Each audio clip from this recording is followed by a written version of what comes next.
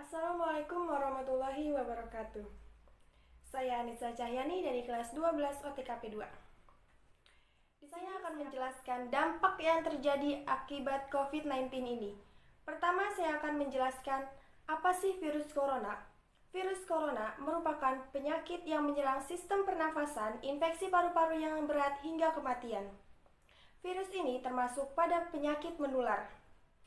Gejala yang dirasakan adalah demam, sesak nafas, dan batuk kering. Virus ini pertama kali berada di negara Cina atau tepatnya di kota Wuhan.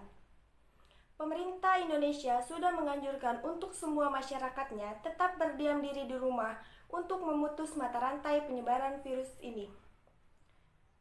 Pemerintah juga sempat menerapkan pembatasan sosial berskala besar atau biasa disebut PSBB. Hingga saat ini kita berada di fase new normal.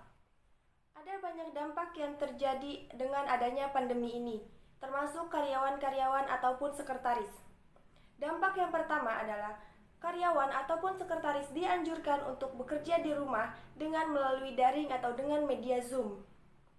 Yang kedua, banyak karyawan-karyawan yang di PHK karena perusahaan tidak mampu membayar gaji karyawannya. Yang ketiga, ada sebagian karyawan ataupun pegawai yang bekerja di rumah tanpa digaji. Dampak yang paling terpengaruh bagi seorang sekretaris adalah ia harus standby dalam keadaan apapun karena ia akan menerima email dari kliennya untuk suatu proyek ataupun rapat yang dilakukan secara daring ataupun dengan media Zoom. Dan dia harus sesering mungkin mengabari pimpinannya. Pesan saya untuk kalian yang tidak berkepentingan keluar rumah, tetaplah di rumah untuk memutus mata rantai penyebaran virus ini. Dan untuk kalian yang bekerja di luar rumah seperti ojek online ataupun kurir, tetap hati-hati dan jangan lupa memakai masker serta sesering mungkin untuk mencuci tangan sebelum makan ataupun menyentuh muka. Berikut saya tampilkan tata cara cuci tangan yang benar. 6 langkah cuci tangan.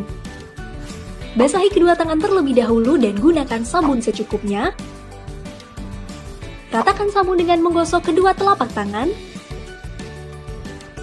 Gosok kedua punggung tangan secara bergantian. Gosok sela-sela jari tangan.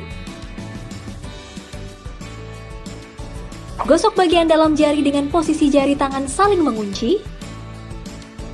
Gosok dan putar ibu jari bergantian. Gosok memutar ujung jari tangan secara bergantian.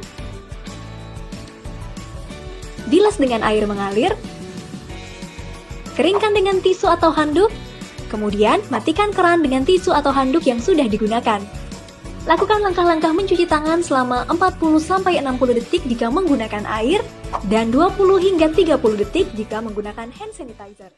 Sekian dari saya. Semoga bermanfaat, kurang lebihnya mohon maaf. Wassalamualaikum warahmatullahi wabarakatuh.